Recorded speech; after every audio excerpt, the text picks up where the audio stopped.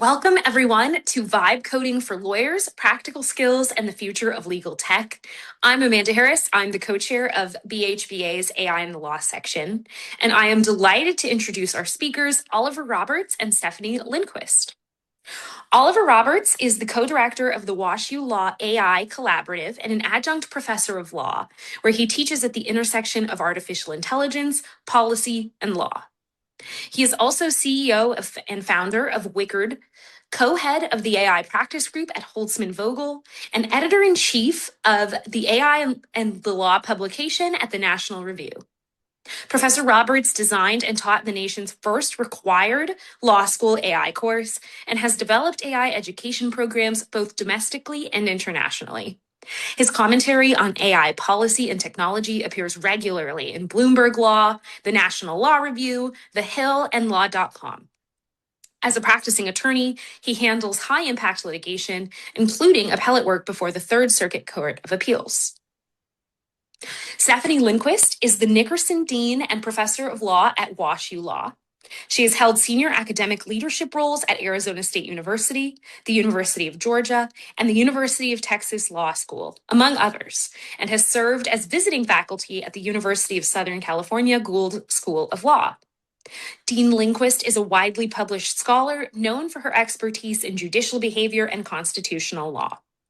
She clerked for the Honorable Anthony J. Skirica at the United States Court of Appeals for the Third Circuit and is the recipient of multiple teaching awards across her career. And now, let's get started.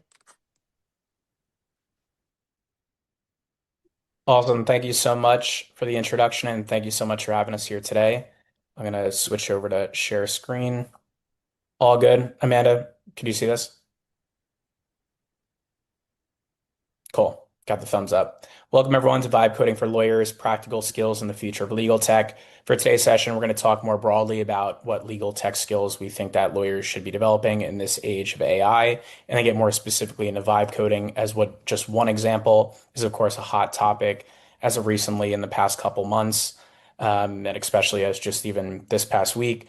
For those of you who are on LinkedIn and Twitter and following legal tech updates, someone recently created an application that is supposedly rivaling Harvey and Legora, and it's open source, and vibe coding strongly contributed to that. So it's definitely a very hot topic. To give you a roadmap of what we're going to cover, we're going to start off with a brief introduction of education and skills for lawyers in the AI age. We're then going to get more into vibe coding, defining what it actually is, what it looks like, and I'm going to show you some real vibe coded projects that some attorneys have actually developed. They're pretty in-depth, and they'll look just like the legal tech tools that you're actually using on a subscription basis, probably at your law firms. I'm then going to talk very high level about a framework and some professional responsibility considerations. What can you actually vibe code? Can you actually use a vibe coded project in practice at your law firm? Or should you just stick to iterating and prototyping just internally on your own time? So we're going to get into all those questions that you probably have related to ethics and risk management. And then finally, we'll conclude with a Q&A session. So feel free to put your questions in as we go. We might address some of them on the fly. Otherwise, we'll wait to the very end. But before jumping into vibe coding specifically, just want to pass the first question to Dean Lindquist. Dean Lindquist, you are the dean of a top 13 law school now here in the United States. What do you feel lawyers should learn in the age of AI? Well, thank you, Oliver, and thank you for your partnership. For those of you on this webinar, WashU Law's AI programming just began 2 years ago when I assumed the deanship. And my first partner was Oliver Roberts and his company, Wickard, to help us really ramp up AI education for our students. Right now, in my opinion, every law school has a duty to prepare students for this new landscape of legal technology and law. And in the absence of in-depth programming, our students, we want to make sure our students are not at a disadvantage relative to others. And we know that the profession is changing. I was just at a major conference yesterday on this topic, and the discussion of AI native firms was on the table. And so there are a number of firms now that really are beginning with the practice of law completely generated or at least shaped by artificial intelligence. And of course, we also have to think, as we do at WashU, about regulation of this technology. It is certainly has the potential to harm human beings. We want to make sure that doesn't happen. We want to think about how to leverage it most effectively for our students. And so, as the practice of law changes, as AI makes us smarter, and not just faster, but also smarter, we want to make sure that our students have that capability. So, for a legal education standpoint, Oliver, every law school, and many are, should think hard about how they're going to transform the curriculum to ensure that students have access to these tools to practice with them, to experiment with them, to do the kinds of things that we're going to do today in this vibe coding session, so that others can, not be intimidated by them, but rather lean in to AI as a real opportunity or skill enhancer for practicing lawyers. So that's where I'll stop. But thank you, Oliver, for the Mhm. question. And one other question, because we have people on here who are at big organizations, at big law firms. Everyone feels the pressing need to teach, especially younger lawyers and perhaps older lawyers too, about AI skills. You're talking to a lot of these employers and these leaders at big law firms. When you talk about teaching about AI skills, what do you think is actually important?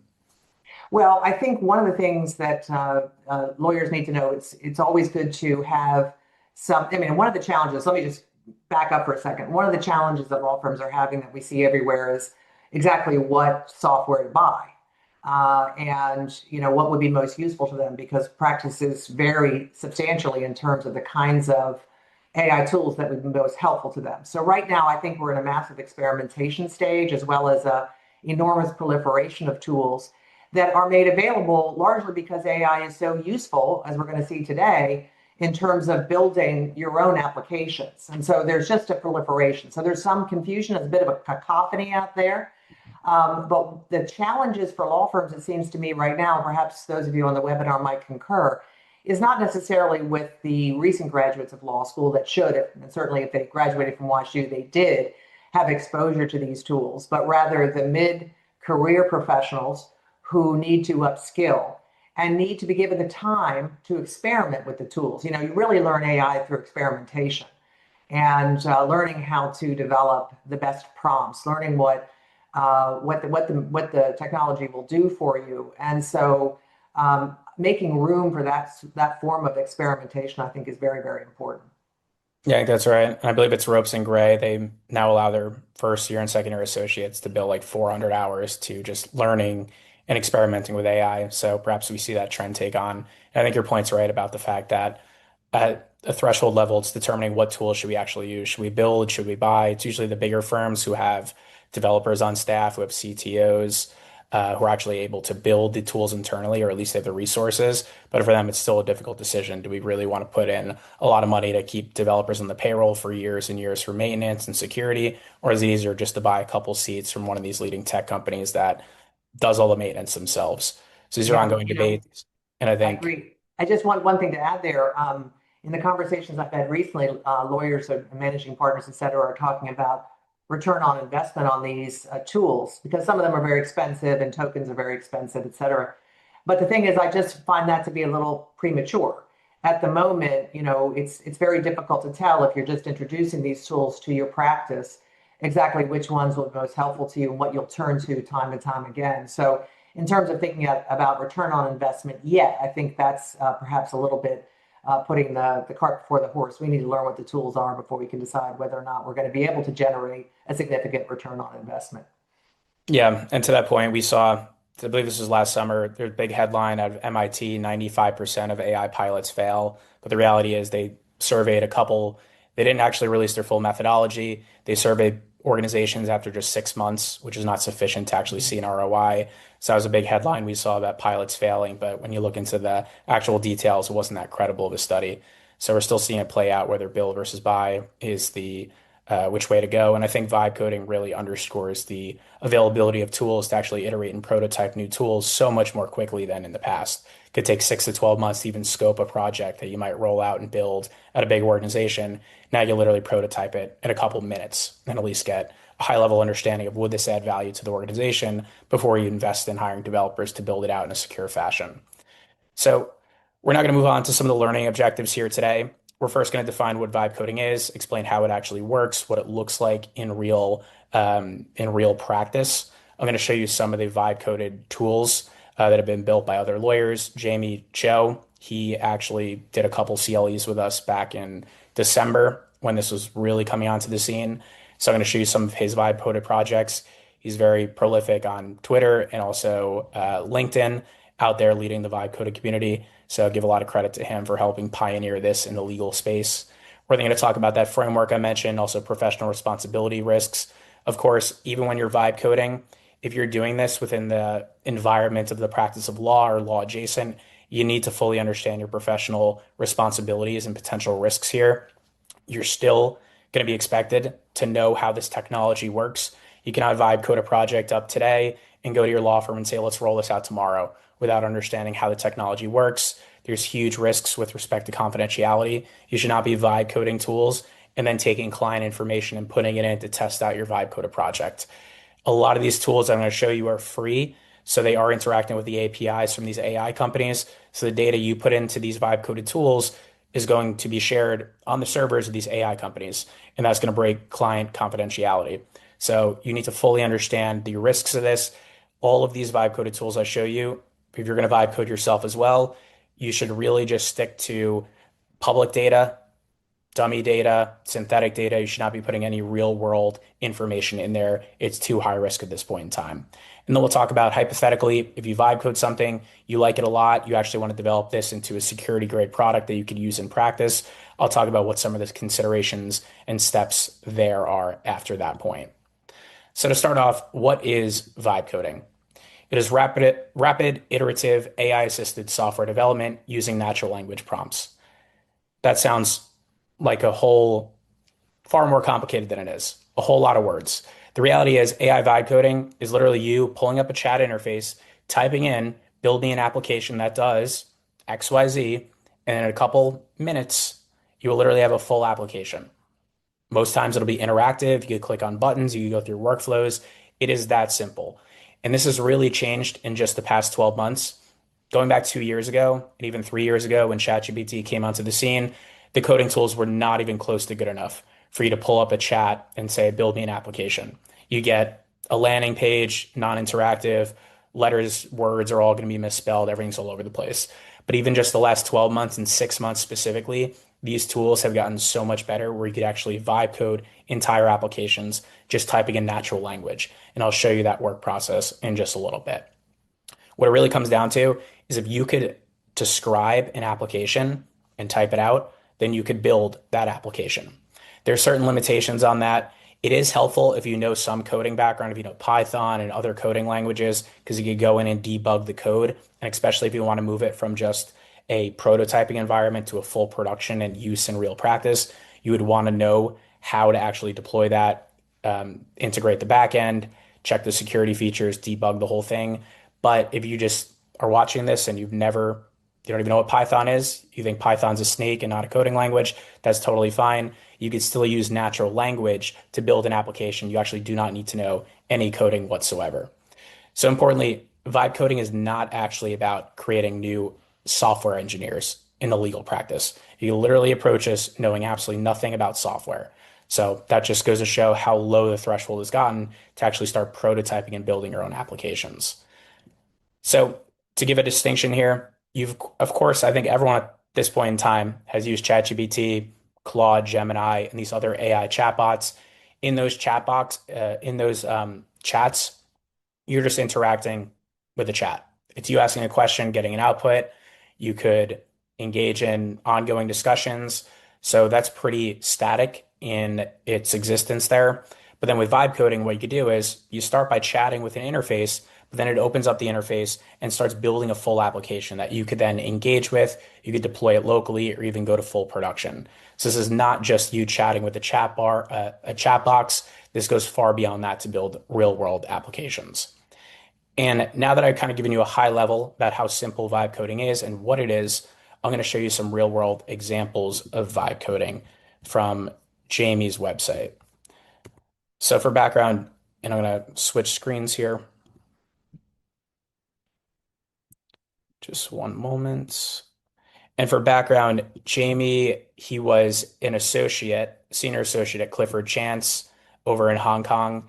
And I believe it was pretty randomly, but one day he just started sharing his vibe coding projects on LinkedIn, and it really caught storm. It's covered by The Artificial Lawyer and a bunch of other legal publications. And then he started open sourcing his products, meaning they're available on GitHub, which is a place you could go and see what other people are coding. And you actually run these locally on your own computer for free. So this is Jamie's collection of vibe coded applications, and it really shows you how complex these applications can be without you even knowing how to actually code. So this is one example. I'm going to play the video shortly. It is a redline agent. So basically it allows you to have AI powered document comparison using AI agents. So you can see the starting background is he's dragging and dropping some contracts right into this vibe coded project he made.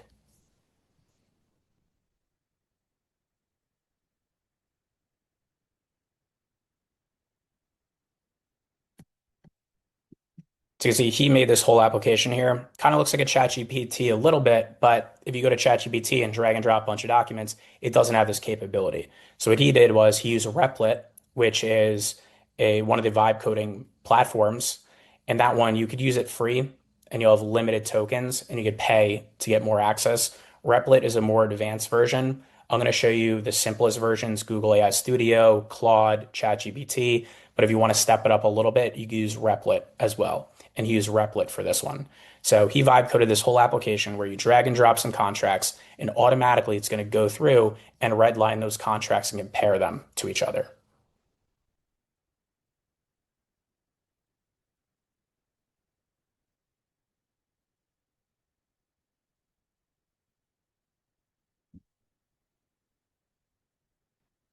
Now he's dragging and dropping a bunch of different contract drafts, and he's saying generate redline changes in these versions. And automatically it's able to go through, make those changes, give you back the full documents with them all internally redlined. So not only is the functionality pretty impressive, but he literally vibe coded that entire application himself to do that. And that's something you could very easily do in just a couple prompts these days. Here's another example. It's a contract simulation. So again, he made this full application. This is not like a legal tech company that made it and him just showing it off. He made this entire thing through vibe coding. So what this is a contract simulation. So I'll let you drag and drop a contract, and then using AI agents, it'll actually act like the other party to stress test it and identify shortcomings. So you can see here he's labeling who you as the user representing. Here are some of the contract provisions to look out for.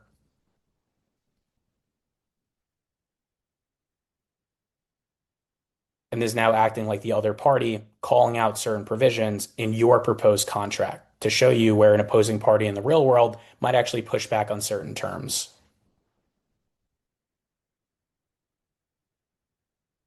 And you see what's going on the left is the contract viewer.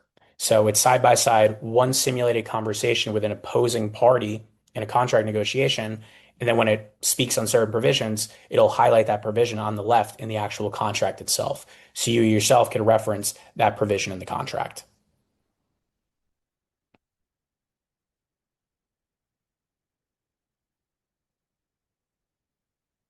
All right.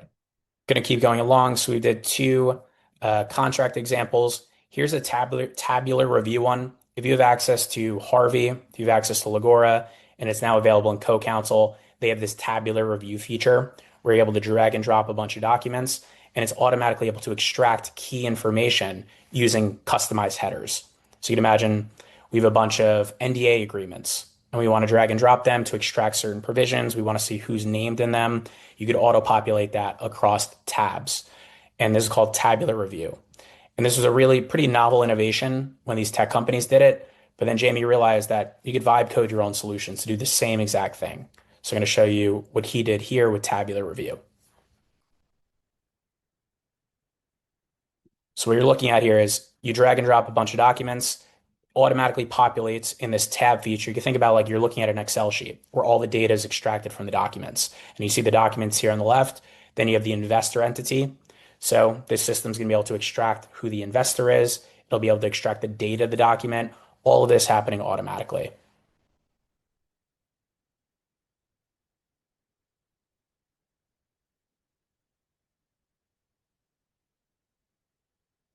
He clicks run analysis, and now it's automatically going through those documents and pulling out all the key information from those documents at once. And for those who handle contracts or anything of this nature where you need to sit through a bunch of documents and extract common information across them, this could literally take a couple hours. Here it happens in just seconds. And again, this is Jamie created this whole application. So I think the functionality in itself is impressive, but he literally built the infrastructure to make this possible. Another cool feature, and this is now common in legal tech products, where if you're extracting information from a document, usually you're able to open that document. It'll highlight the exact section of the page it pulled it from. So then you, as the attorney, could then quickly reference and say, oh, I got this generative AI chat output. Now all I have to do is click one button, and I can see highlighted in the actual core document where that information came from. So it's quick and easy to verify the information rather than just getting something from a chatbot and then having to pull up the document yourself and go figure out where in this document did they find it. It's usually given to you in highlighted format. All right, so that's tabular review. And there's many more here. I'm going to drop this in the chat. I guess I have to put it in the question section. But you could go check out basically anything you could think of in terms of a modern legal tech product that's out there in the world that you have to pay for. Jamie probably is vibe coded at this point in time, and you could vibe code it as well. But at least at the question of why aren't more people doing this? And let me just drop this in the chat quickly so you could all check this out. But the question is, why are lawyers just not doing this? Why would they pay thousands of dollars per year for these legal tech products? But the reality is, you can't just use these in deployed environments within a firm. There's still concerns over confidentiality, whether this data is getting trained on, which for the most part it usually is. So we'll talk about that later on. There's also maintenance concerns, especially as these products get better from these legal tech companies. If you're just vibe coding these and it's just someone doing it in their personal spare time, then it's going to be difficult to keep the products up to date with all the changing versions of the models, the changing practices in UI UX. So it's not as easy to say, oh, let's just vibe code it, and that'll be a great application that stays fantastic, while these legal tech companies have piles of money, expert engineers, expert researchers continuing to improve those products out in the market. So those are some of the trade-offs and considerations there. So I'm now going to shift and talk about some of the options here for getting started with vibe coding. So this is Google AI Studio. I just showed you what Jamie did on Replit. There's free versions and there's paid versions, and it's usually more advanced. But if you want to get started right away, I'll go Google AI Studio. You could just Google it, click on Google AI Studio, comes up just like that. Super simple. It's free to sign up. And now you're in the build environment. So I could type in something, and this is the interface. Just says describe an app and let Gemini do the rest.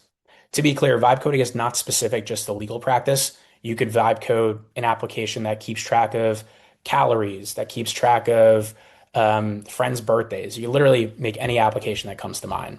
So let's do something super simple. Build a legal research platform.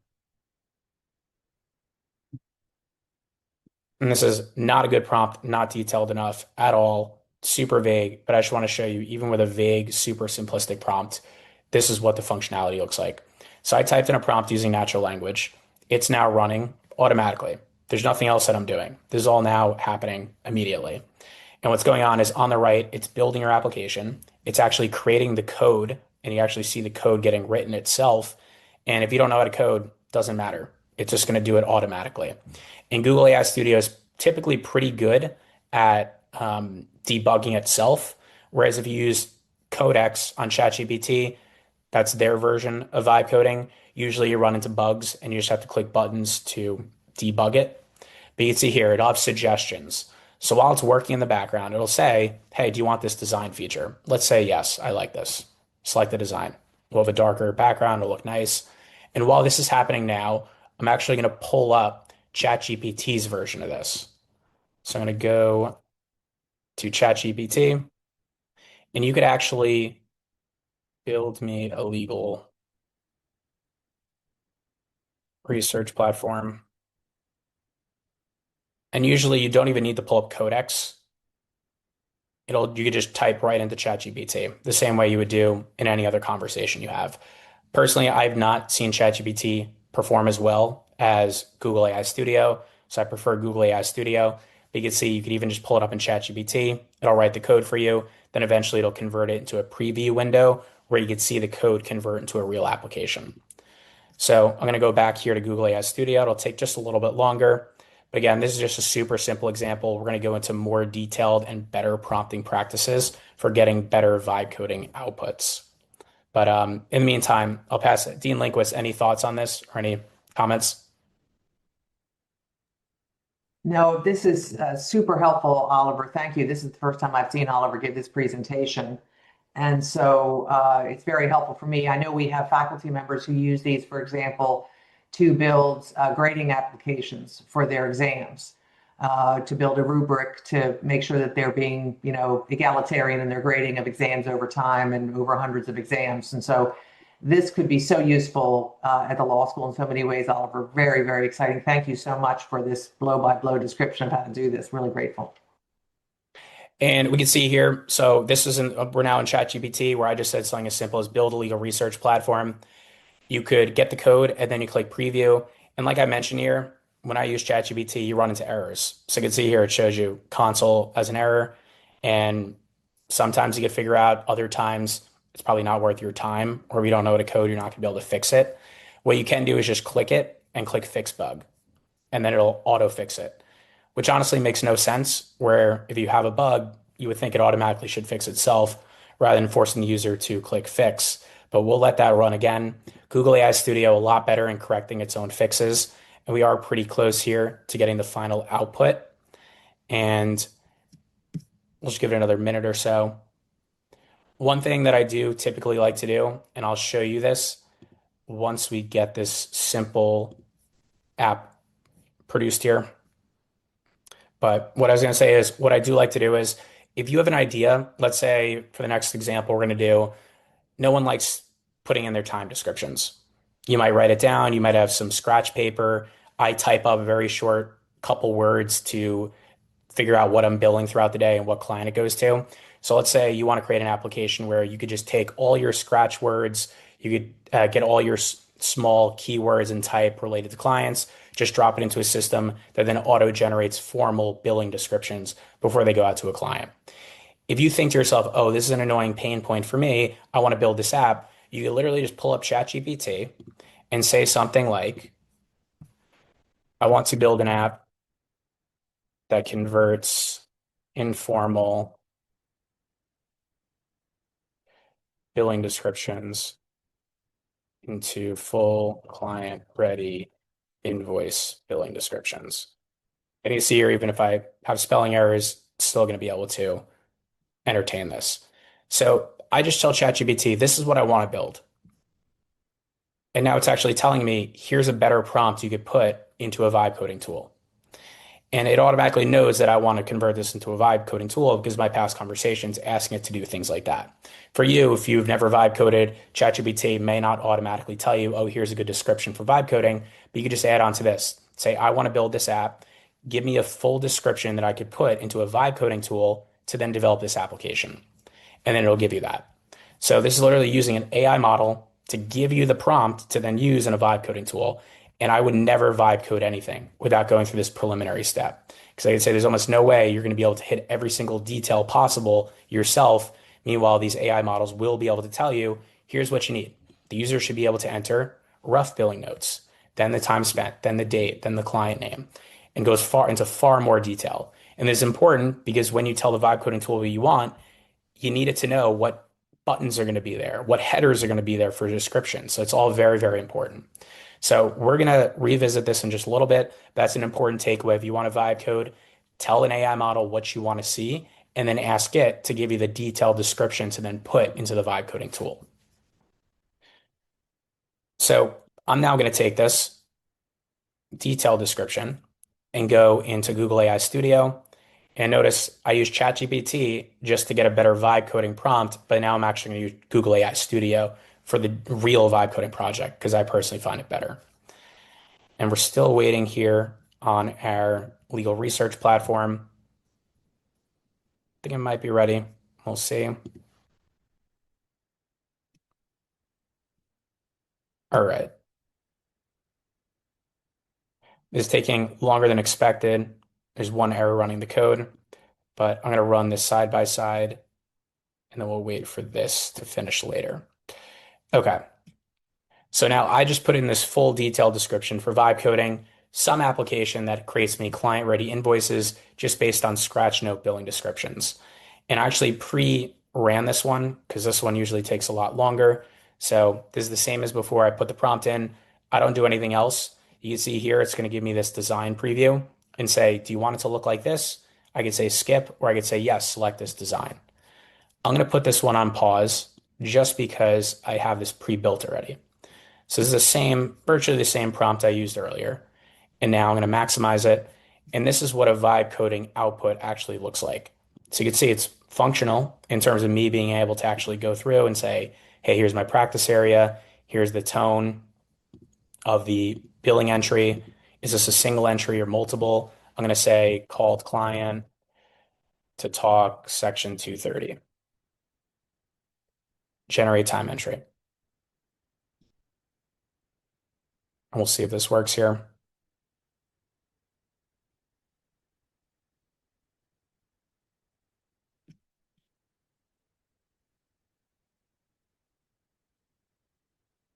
Still loading, may not work. And this brings us to another point on vibe coding projects. You're going to need to iterate. And especially here, you can see when you're filling out a time description, I don't know of any firms that would actually break up their time descriptions based on practice area. Tone could be a little valuable, but realistically, what you'd probably want to do is tell the system to follow certain billing guidelines and rules, such as using present tense or past tense to start off a billing description. And even sometimes it may look like it works and good and is good, but it won't work. So this is one example of one where it seems to have functionality, but then when you actually go to implement it, it doesn't actually work. And you have to follow up and say, iterate and improve the design, remove the practice area drop down. And I can tell you from prior conversations when we had this CLE back with Jamie, he's told me sometimes to iterate a couple hours on projects like this just to improve it and actually make it fully functional. So you can see here, I tell it to make these improvements, and you can see it's now working on that to make those improvements. One other issue when you actually iterate is I might tell it here to remove this practice area, but then I might accidentally change something else in the application. So that's one of the difficulties as well. Google AI Studio has gotten better, and I'll jump to some other preloaded apps. I did this one before, and this was the prompt where I said, build me a legal research database, and we'll see if it reloads. These applications are a little glitchy at this point in time, as you could say. So it's difficult to go back and fix things. Google AI Studio has gotten a little bit better, where I have to go to one like this. I'll say sometimes when it's not running, you're actually able to do targeted edits where you can now click on, say, practice area and change the name of that or change the color and things. So these models are getting better, and that's new, that targeted editing. Even like 2, 3 months ago, that was not available. It's now available, but it's a little glitchy. So this is just to underscore kind of where we're at in this point in time. And to my point earlier, where these things might look good, they might function well sometimes, but they're just too glitchy for the most part to deploy into the real world in practice environments. So those are some of the things. So you can see here, I told it to make that change to remove the employment, and now it changed it, but now it changed it in a way where now I have 4 buttons instead of a drop down for the billing narrative. So you can't always control the targeted change, and that's one of the concerns on vibe coding. But still, I would say this is a way where you could rapidly iterate, because you may think to yourself, oh, I've had this problem with billing descriptions. I have a huge list of short form billing descriptions. It takes a lot of time to convert them. Oh, let me just vibe code something quick. Could this be valuable? And you may think to yourself, if we can't deploy this in real practice, then what's the point of doing it? Well, some firms could now rapidly iterate and develop solutions that perhaps if they do deliver value, they could put this in the hands of attorneys and say, just try this out with dummy data. And if it's valuable, they can then go to their actual development team and then start building a full enterprise grade solution that is a lot more reliable than a vibe coder project like this. So that's where some of the value lies. On the education side, I also feel this is valuable for law students and teaching law students. I'll have them do vibe coded projects like this. I taught a class at WashU, and for the final project, they could either write a paper or they could vibe code a full project like this. And the value of that is it forces students to engage in the real world legal practice, identify pain points. Some students actually built time trackers. And in law school, you don't really teach law students the economics of law firms and how timekeeping works. But now I had a student who actually went out, learned about what timekeeping is, learned about the economics, learned about how for lawyers it's annoying to timekeep week to week, day to day, month to month. And this student understood that pain point, then developed a real solution to automatically track across applications, across email, Word document, all these places to auto generate time descriptions based on a widget that was able to track across an application. So it's one way to get students engaged in learning about the practice of law, identifying pain points, and then actually developing legal tech solutions, even if they're not perfect to deploy out into the real world. So there's just some examples of what you're going to experience when vibe coding. Again, super simple to get a prompt. You go to ChatGPT, develop the prompt, put it in. Super simple to get the first iteration up on the screen. But then the question is, are these buttons going to work? Is the functionality going to work? If you have to edit something, you're going to have to go through usually an annoying process where it makes other edits that you didn't intend. So it is a very much an iterative process here. And again, here, I just pulled up an old project that I ran before this session, probably like an hour before, and now just pulled it up again, and now it has an error. So this is the reality of vibe coding. You could get some nice projects, but you have to be ready for errors and iteration. And then one other thing I wanted to show you is just Claude. So I showed you Google AI Studio. I showed you ChatGPT. Those are two free versions. You could upgrade and pay more, and usually the product's a lot better. Claude is another option. I said build a simple web app for lawyers where a user can paste the contract provision or short agreement, and then it identifies risks. Like with ChatGPT, you can just type this right into Claude directly, and it'll generate the code for you. And it generated this preview. So this is where I could drag and drop a contract provision, and it'll analyze that provision for me. What's annoying in Claude is this was the free version, and after just one prompt, after two prompts here, it told me I'm out of free messages and I need to upgrade. So that's something to look out for too. If you're getting really into vibe coding, make sure you pick a platform that doesn't rate limit you, because as I showed you, you're gonna have to iterate and iterate and iterate. And if you hit a point where you're out of free messages, you're not gonna be able to iterate. And then when those free messages are repopulated the next day and you could start the conversation again, sometimes it'll lose full context of the conversation. So it's very frustrating. Just make sure you pick a platform in advance that gives you the amount of messages and iterations that you think you're going to need. You can always upgrade here, so it's not a huge issue, but just be wary about that. I recommend Google AI Studio. I think it's the best right now. Claude is okay. ChatGPT is okay. And there's more advanced versions of Claude Code that you could pay for that are much better. Then the final one I'm going to show you is Replit. This is Replit, and I'll show you how to get there. You can just Google search Replit, pull it up. It's going to automatically go in because I'm logged in already. But you could say very similar to Google AI Studio, at least in terms of the viewpoint once you get to the landing page. In same situation, you could type in build me an application that does XYZ. And that's what I did here before the session. I said build me a simple, polished web app for lawyers called Billable Time Entry. And you can see this one's a lot nicer. So I do think Replit is up there with Google AI Studio in terms of quality. And you can see here, this one works better based on when I tried it beforehand. But imagine your billing entry is something super simple. Call with client, talk section 230. When I do my shorthand billing entries, they're always misspelled. Notes are all over the place. Then I have to convert them into real ones for invoices. I click generate time entry. And like that, it's able to change this to telephone conference with client, talk section 230. Notably, the error is still there. Usually when you type into a chatbot, it'll correct your errors for you. Notably, it did not do that. So that's something to also look out for. Failure modes. Just because an application looks good, it runs well, the buttons work, doesn't mean that the quality of the output is going to be good. So there's that double layer of not only checking the software now if you're vibe coding, but also check the functionality, because you're probably not going to look into the code, but knowing the functionality and also still assessing the output as you would as a lawyer.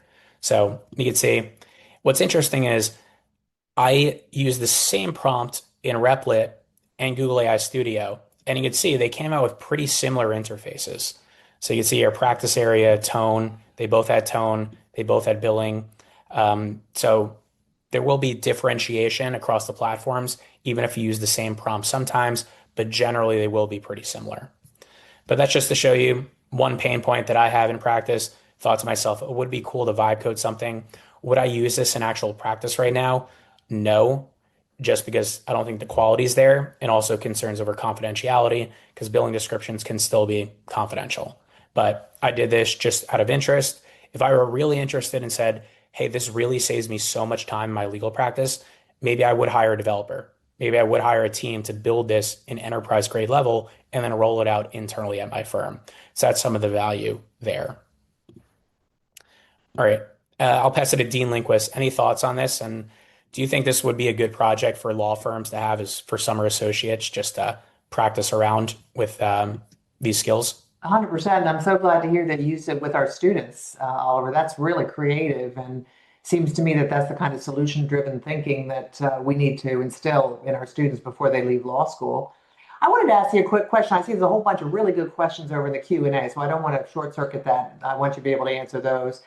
But you had mentioned that one of the students built an app that was able to access Outlook entries and things like that. So you can tell this application to access your own Outlook account, et cetera.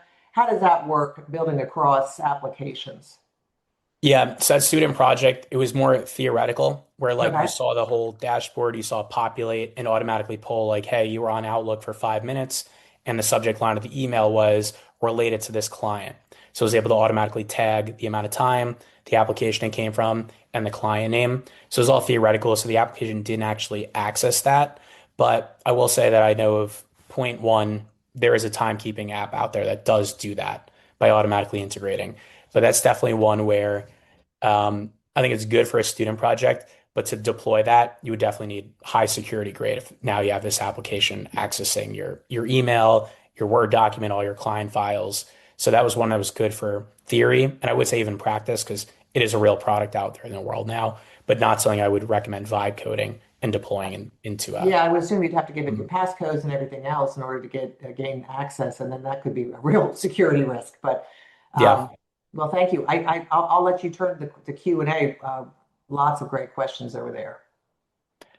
Yeah, so I'll take some questions here, and we still have a couple more slides to hit on, but I'll hit some. Why do they call it vibe coding? What is the vibe aspect? I don't know if you get, I don't know what the age range here is, but like younger people say like it's a vibe. It's kind of just like a feeling. So the reason for vibe coding is because typically coding, like you'll have to learn language, you'll sit down, you'll code. But with vibe coding, it's literally like a vibe where you just type out build me an app that does this and using natural language, pretty laid back, pretty easy to create this. So I do not believe it's an acronym standing for anything. It's more of just a, hey, this is so super simple. You can create a whole application in a couple minutes, whereas it used to be this much more formulaic process that requires a lot more skill. So I think that's where it came from. And I forgot the guy's name, Andre something. He tweeted vibe coding as a word. I think it was February of last year. So that was like the start of this. But that's what vibe stands for, just kind of the feeling and the vibes of it, as opposed to an acronym that's formal. Um, I keep seeing commercials for Base 44. Is that another vibe program? Yes, I get base 44 every time I pull up YouTube. There's like base 44 somewhere advertising. So yeah, that's similar where you can build applications. It's more similar to a Replit where it's more of a commercial product that helps you build. Also similar to a Cursor, whereas of course Claude, ChatGPT, Google AI Studio, those are more the frontier models. They are separate features in the frontier models, but they're directly integrated.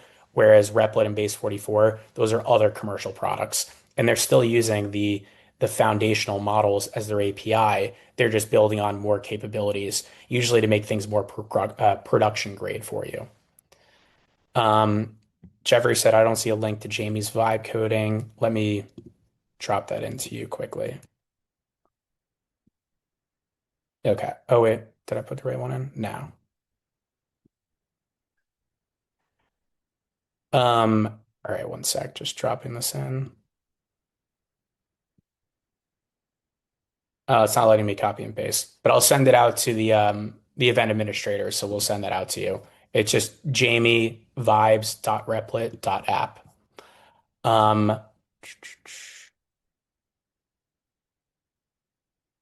Still going through some. All right. So we're going to keep going just to hit this framework, this experimental framework, and then time permitting, we'll turn to more questions here.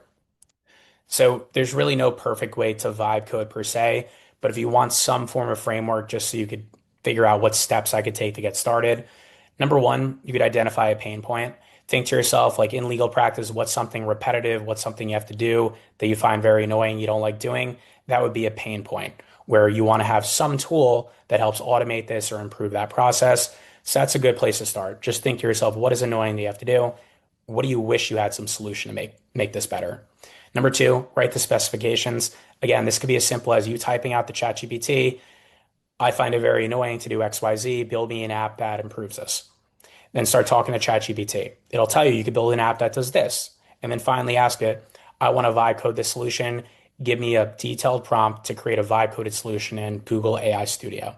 And then take that more formal, more detailed prompt from ChatGPT, then go put it into your vibe coding tool of choice. Again, I recommend Google AI Studio, and that'll develop a pretty good starting point for a prototype of a solution that solves that pain point. Number three, after you have the specifications, again, pick your vibe coding platform of choice. I recommend just starting free. Go to Google AI Studio, use ChatGPT or Claude. If you get really into this, then you could go to Replit, usually a lot better. You could use Base 44 as another option. And they also have plugins to then help you get it deployed live on the internet if you want to take it that step. For now, what you vibe code in all the platforms I just showed you, what you're going to get is an application, but that application is not automatically going to work on the internet. You'll be able to run it within your Google AI Studio interface. You could take it a next step. Google AI Studio lets you deploy it locally on a web page. So it'll look like it's showing up on the internet, but it's going to be local to you. It's only going to run on your computer. So that's another step you could do to actually make it appear like it's on the internet. Then the next step beyond that is production, where you actually put this live on the internet for other people to see and use as well. But again, that comes with caveats where you don't want to be putting out a project out into the world that is advising people on law because of UPL concerns. You don't want to be putting something out on the internet where every time a lawyer uses it or someone in the legal space, they put in their data and it goes right to ChatGPT. So there are certain things where it's now attaching to you. You have your professional obligations as a lawyer. So just be careful about what you actually deploy into the world and how other people could use it beyond just you. And then finally, iterate, test, and constrain. This goes to the fact that sometimes you get a vibe code project, may not work at all. You may have to iterate, may break down. And sometimes you might not be able to fix it if you don't know the code. So just know you're going to run into issues, could be frustrating at times, but keep the big picture. Like 2 years ago, you wouldn't even be able to do any of this. So if you're able to have an application, but you run into a couple bugs, that's a lot better position than 2 years ago if you couldn't even do any of this at all. And then finally, have those guardrails. You do not want to be in a position.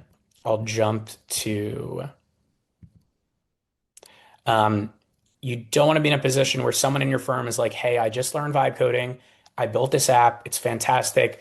Now let's have every lawyer use it because we'll spend $0. Meanwhile, we're paying for Harvey, Lagora, or whoever else for a couple thousand a year. So that would be very dangerous to just roll out a vibe coded project in the firm. You would want to have your IT team fully review it. You want to fully understand. You would at that point, if you're going to deploy it, you would want to understand the code and also the security features. So it's all very important before you use it for the actual practice of law.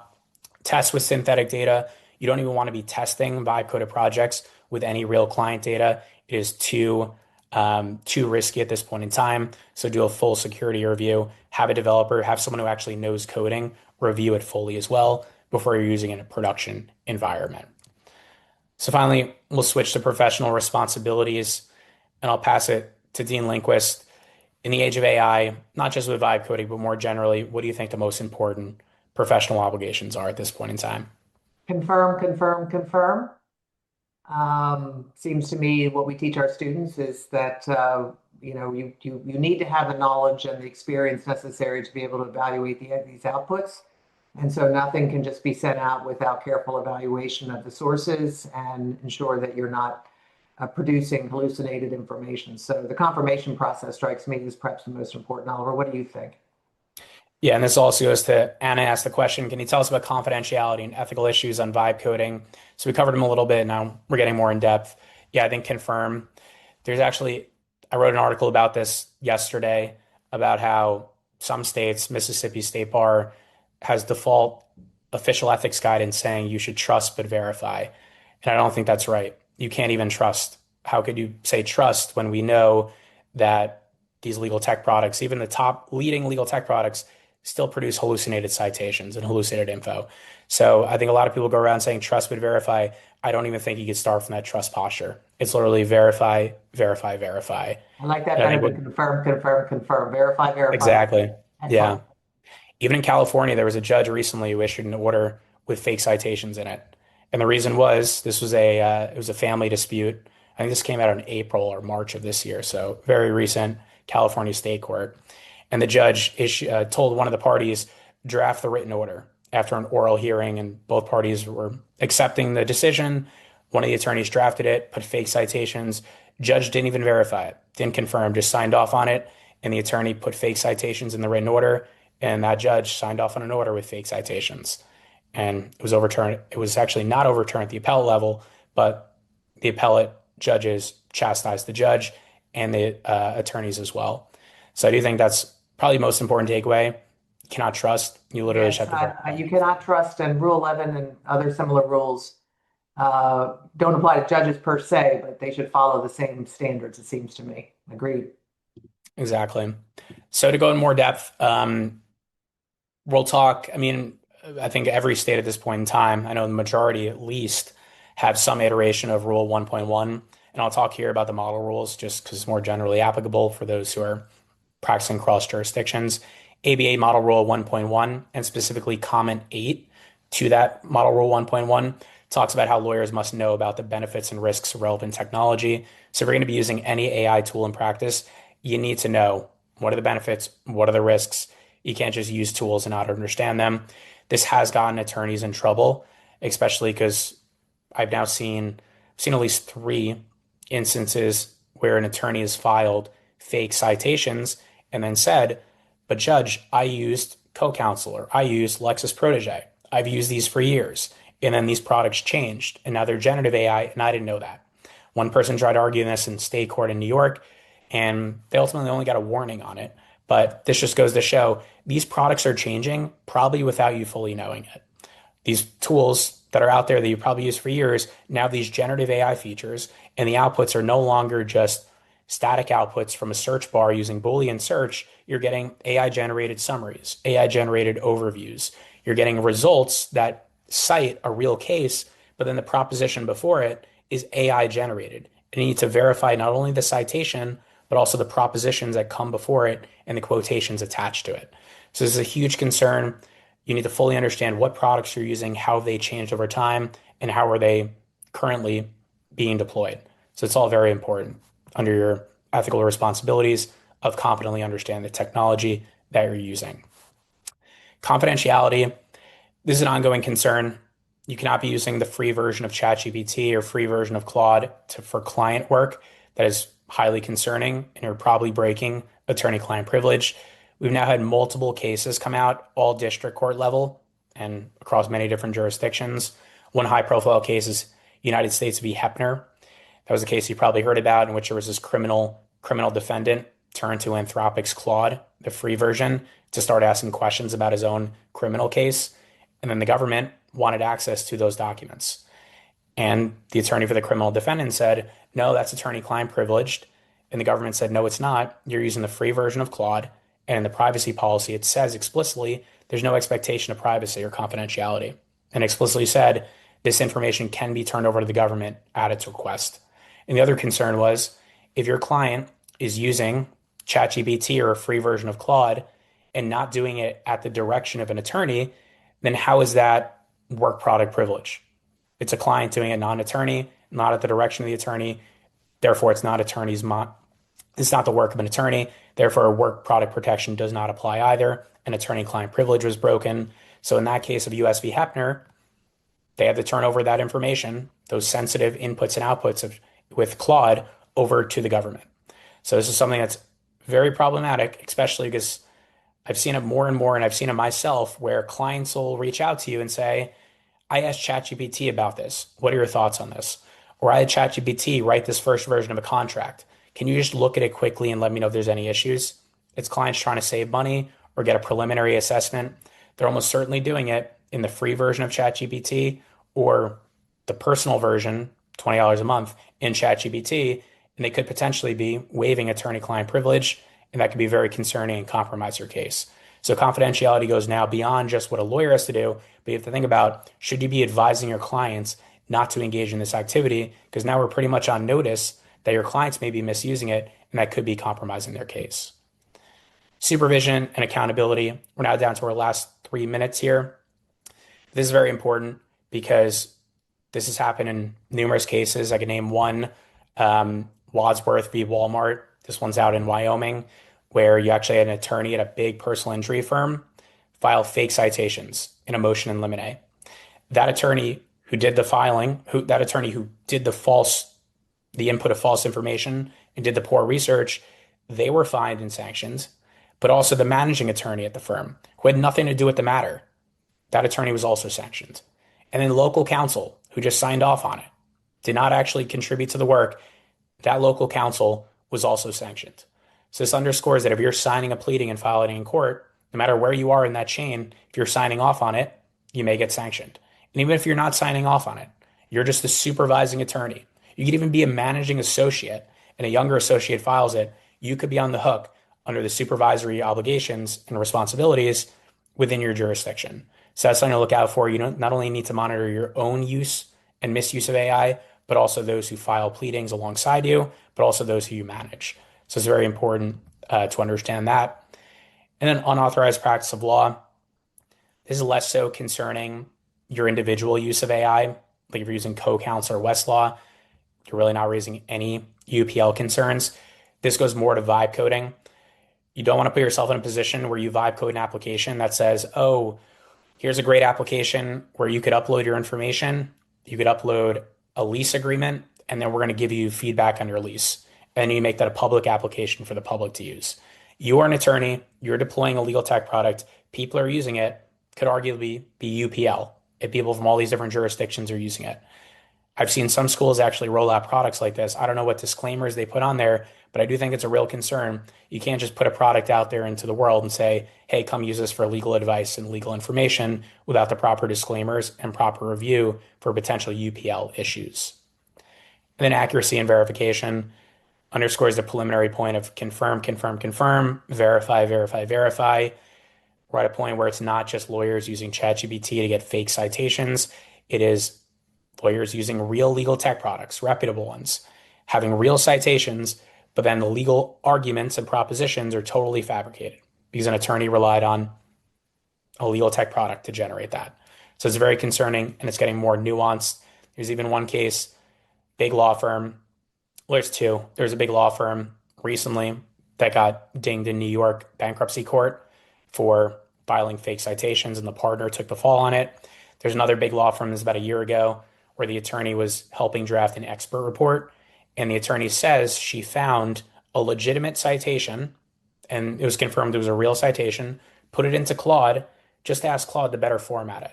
Probably asked to put it in Blue Book format, got it back out from Claude, and Claude fabricated the title, changed it around. She didn't even notice because she started with a real citation, put into Claude, thought she was just going to get better formatting, but the minute it touches a chatbot and comes back out, you need to re-verify it. So that's a huge concern. This is not just as simple as ChatGPT gave a fake site, lawyer didn't check it and filed it. It goes beyond that. So you need to understand these edge cases as well. So that rounds us out to 2 p.m. I'm in Eastern time, but thank you so much for having us. Feel free to reach out to me or Dean Lindquist if you have any questions. We're happy to talk AI, and I'll pass Dean Lindquist. You could talk about any collaborations you want to talk about as well. Yeah, we'd love to hear from you. I was just in Beverly Hills just a couple of weeks ago, and happy to talk to you about any ways that WashU Law can partner with you or your practice I want to thank Oliver for really highlighting some of these ethical issues that are much more nuanced than just simple hallucinations. Thank you so much, Oliver, and thank you for your expertise and your partnership. Grateful to you. Thanks to the Beverly Hills Bar Association. Thank you all.